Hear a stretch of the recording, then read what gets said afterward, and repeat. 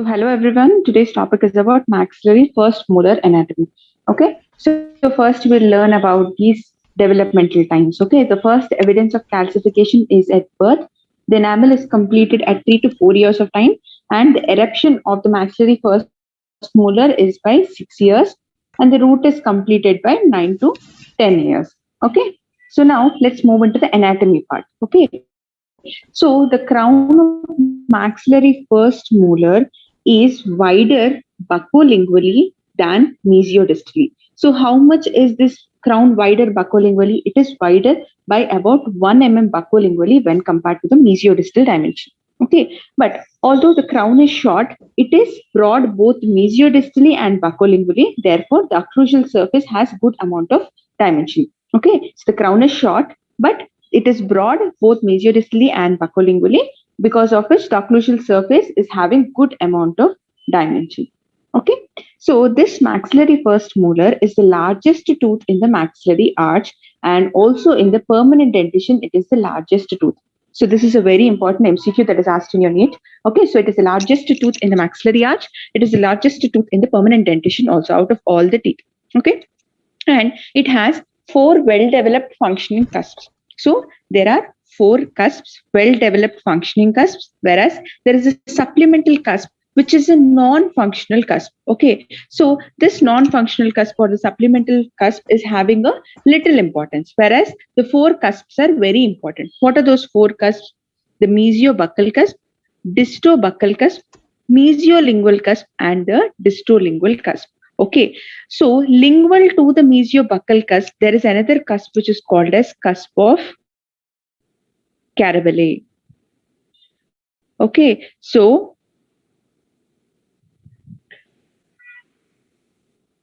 if this is the crown of the maxillary first molar, lingual to the mesiolingual cusp, there is a tubercle. This is called as tubercle of Carabelli, cusp of Carabelli. Okay, so where is the supplemental cusp present? It is present lingual to the mesiolingual cusp. Okay, so now the supplemental cusp, as we have discussed, is called as cusp or tubercle of Carabelli.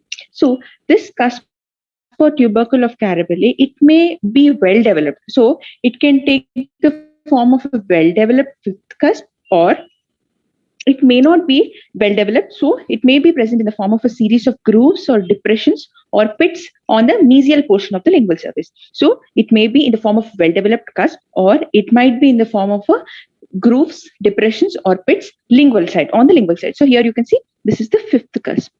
Okay, so this is the mesiolingual cusp. So lingual to the mesiolingual cusp, there is a fifth cusp, okay, which is the cusp of Carabelli. Okay, so now there are three roots. Okay, what are these roots? Mesiobuccal root, distobuccal root, and the lingual root.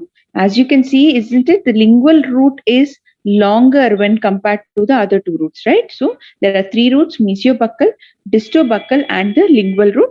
Out of which the lingual root is the longest. The buccal roots are almost similar in dimensions, but distobuccal is comparatively shorter. So distobuccal is the shortest root. Okay.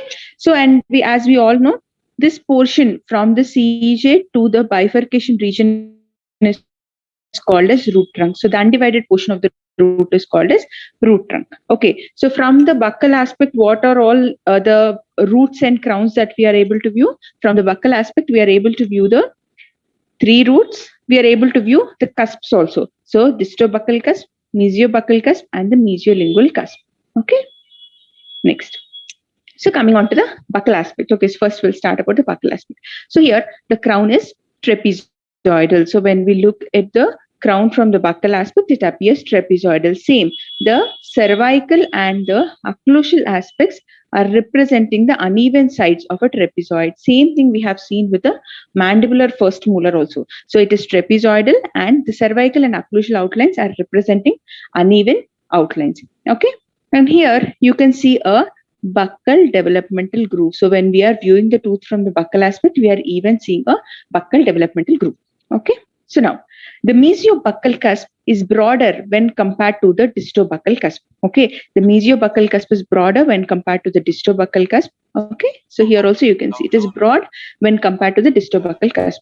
And the mesial slope of the distobuccal cusp is meeting the distal slope of the mesiobulbar cusp. Same, of the mesiobulbar cusp, the mesial and distal slopes are meeting at an obtuse angle, whereas the mesial slope of the distobuccal cusp is meeting its distal slope at right angle. Okay, so here you can see the mesial slope and distal slope are meeting at an obtuse angle, whereas in the distobuccal cusp they are at right angle. Okay, next, the distobuccal cusp, since the mesial slope and the distal slope of the distobuccal cusp they are meeting at right angles, the distobuccal is therefore sharper when compared to the mesiobulbar cusp. Okay, and it is also long, and it is comparatively long when compared to the mesiobulbar cusp. Okay, the mesiobulbar cusp is broader when compared to the distobuccal cusp, but since the distobuccal cusp there is a right angle, it appears a bit longer when compared to the mesiobulbar cusp. Okay, so mesiobulbar cusp the angle is obtuse, whereas distobuccal cusp the angle is right angle. Okay, yes, next, so there is a buccal developmental group. So this buccal developmental group, what is it doing? It is dividing two buccal cusps. So this developmental group is in between two buccal cusps, so it is dividing the mesiobuccal cusp, and it is dividing the mesiobuccal cusp and the distobuccal cusp, and it is approximately equidistant. It is exactly in between the mesiobuccal and the distolingual line angles. Okay, so it is exactly in between the mesiobuccal and distolingual line angles, and at its terminus, what it is doing is there is a dip in the enamel. Okay, so here it extends a bit. It extends for some distance onto the mesial and distal aspects. Okay, so lateral to the terminus of the buccal developmental groove, there is a dip in the enamel, and also it extends for some distance on the mesial and the distal aspects. Okay, like this. Okay. Next, the cervical line is generally convex. So cervical line is convex. Okay, with the convexity facing towards the roots. Okay, the convexity is facing towards the roots. So now, as we have already discussed from the buccal aspect, all the three roots are same: the lingual root, the mesiobuccal root, and the distobuccal root. So now, the point of bifurcation of two buccal roots, right? So these two buccal roots, the bifurcation is at a distance of 4 mm above the cervical line. Okay, this we have already seen when we were studying the mandibular first molar also. Okay, so it is 4 mm above the bifurcation is 4 mm below the cervical line. Okay, so now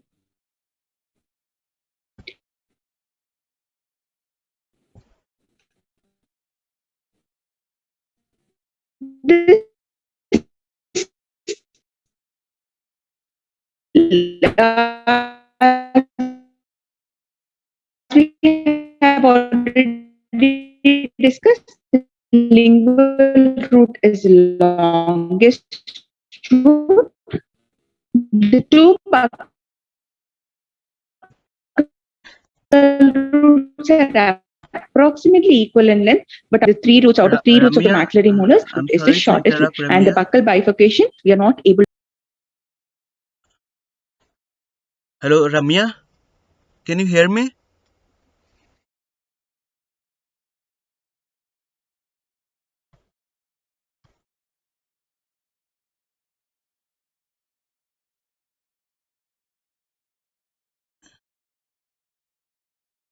Yeah, can you please repeat again, Ramya? Your voice was breaking. It was not audible.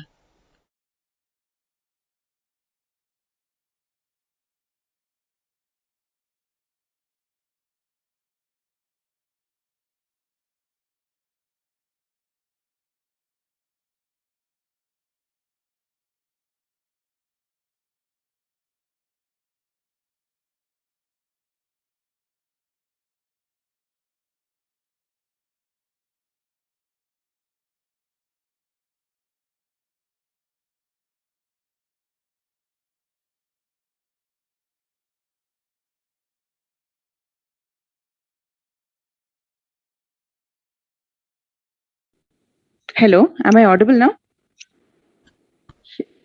Yeah, you are audible now. You can share your screen. Yeah. Yes. Yeah. So Okay. you can So repeat again, Ramya, this portion because you were not yeah, audible. I'll Yeah. start from the lingual aspect. Yeah, sir. Okay. Okay. Fine. Mm, yeah.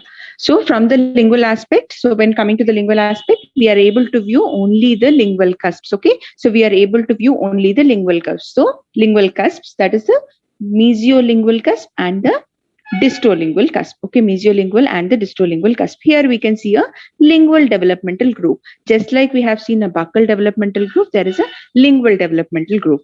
Okay. And now here, the mesiolingual cusp is larger. Okay, so the mesiolingual cusp is usually larger.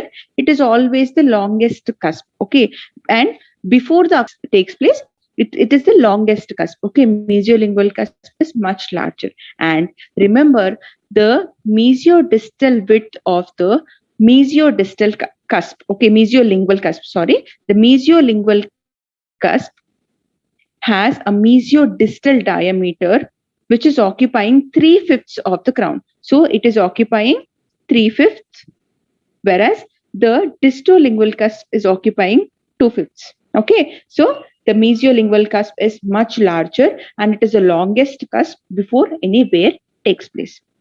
Now, here, as we all know, there is a fifth cusp which is lingual to mesiolingual cusp. So here you can appreciate the cusp ridge.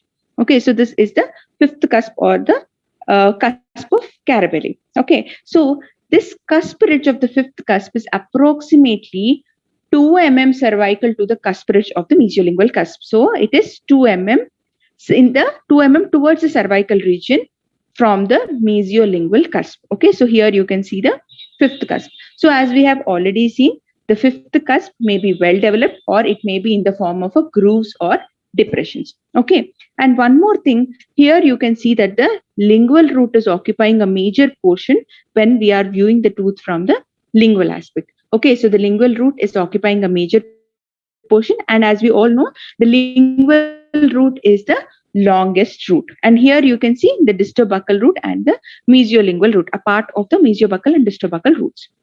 Now coming to the mesial aspect. Okay, in the mesial aspect, important point is the mesiobuccal root is hiding the distobuccal root. So here we are seeing the mesiobuccal root and the lingual root, which is the mesiobuccal root is hiding the distobuccal root. So we are not able to view the distobuccal root. Okay, so the cervical line of the crown in on the mesial aspect is irregular. Okay, and how is it curving? It is curving towards the occlusal direction. Okay, the mesium on the mesial aspect, the cervical line is curving occlusally, and this curve is not more than 1 mm. So it is never more than 1 mm at any point. Okay. Next, the lingual root is longer than the mesial root. Okay. The lingual root, as we all know, it is longer and it is banana shaped. Okay. So it appears to be banana shaped. Yes.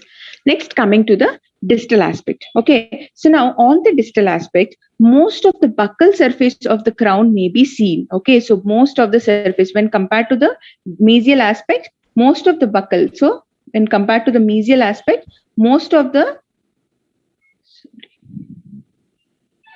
buccal surface of the crown may be seen from the distal aspect. And here on the distal aspect, the cervical line is almost straight. On the mesial aspect, it was irregular and it is curving occlusally, right? So on the distal aspect, it is almost straight, not completely, almost straight. Okay, from buccal to the lingual aspect. And occasionally it may curve, and if it curves, it curves apically 0.5 mm. Okay, so on the mesial aspect, it was curving occlusally and not more than 1 mm. Okay, whereas on the distal aspect, it may curve occasionally and this will be 0.5 mm towards the apical aspect, right?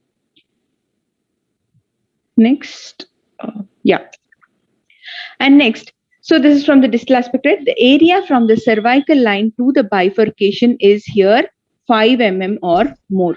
On the buccal aspect, the buccal bifurcation division was 4 mm, right? So whereas on the distal aspect, this bifurcation from the cervical region is 5 mm. Okay, it is greater.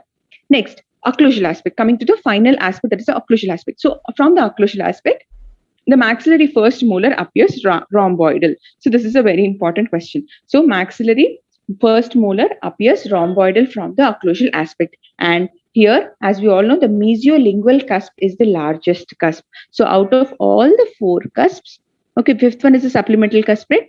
As you can see, the mesiolingual cusp is occupying a major portion. So mesiolingual cusp is the largest cusp. Later, the second largest cusp will be the mesiobuccal cusp. Later, it will be distolingual, distobuccal, and finally, it will be the fifth cusp. Okay, that is the supplemental cusp. Okay, so mesiolingual is the largest cusp. Later, it will be mesiobuccal, distolingual, and distobuccal, and finally the fifth cusp. Okay, so this maxillary first molar may have more than one occlusal form. Okay, so it is usually rhomboidal. It may have one or more occlusal forms. Okay, and there is an important concept called as maxillary molar primary cusp triangle. So here, as you can see, this is the first molar. This is maxillary first molar. This is second molar, and this is third molar. So if you notice properly, the distolingual cusp is occupying a greater portion in the maxillary first molar, whereas in the maxillary second molar it is reduced, and in the maxillary third molar it is even reduced. Okay, so this arrangement, the distolingual cusp, is progressively becoming smaller, right? When compared to the first molar, the second molar is becoming smaller. The distolingual cusp of the second molar is smaller, whereas when compared to the second molar, again this third for the maxillary third molar, the distolingual cusp is smaller. So the distolingual cusp becoming progressively smaller from the maxillary first molar to the second molar. Okay, so this triangular arrangement of the 3 important cusps, okay, this triangular arrangement of 3 important molar cusps is called as a maxillary molar primary cusp triangle. Okay, so this is very important, you need to remember. So now let's see what are all the aspects that are seen on the occlusal surface. So there are 2 major fossa on the occlusal aspect. There is the central and the distal fossa. So here you can see this is the central fossa, this is the distal fossa. Okay, so the central fossa and the distal fossa. So there is an oblique ridge. You need to understand an important concept called oblique ridge. So the oblique ridge will connect the distobuccal and the mesiolingual cusps. This is very important.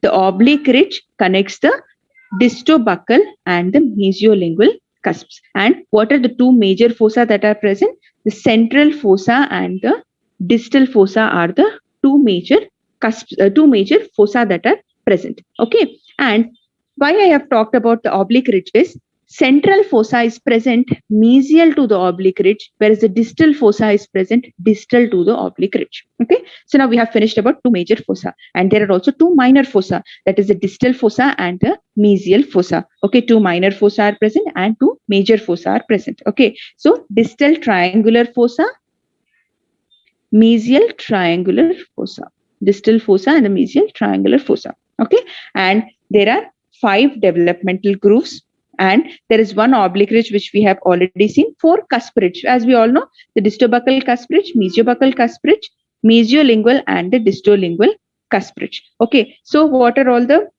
here we can even see the mesial marginal ridge, distal marginal ridge. Okay, an important point you need to remember is the mesiobuccal cusp and the distolingual cusp are acutely angled, whereas the mesiolingual and distobuccal cusp are obtuse angled. So you can remember like this: oblique ridge is connecting 2 cusps, right? Those are the distobuccal and mesiolingual, right? So these 2 are obtuse angled. So whatever the cusps that are connecting the oblique ridge, they are obtuse. Okay, O for obtuse. Okay, whereas the remaining 2 cusps, which are the mesiobuccal and the distolingual, these are acute angled. Okay. Next, one of the questions that is asked in NEET, I wanted to mention this. Okay, so which bifurcation is closest to the cervical line in maxillary first molar? And so, if the bifurcation is closest, see, if bifurcation is closest, what does that mean?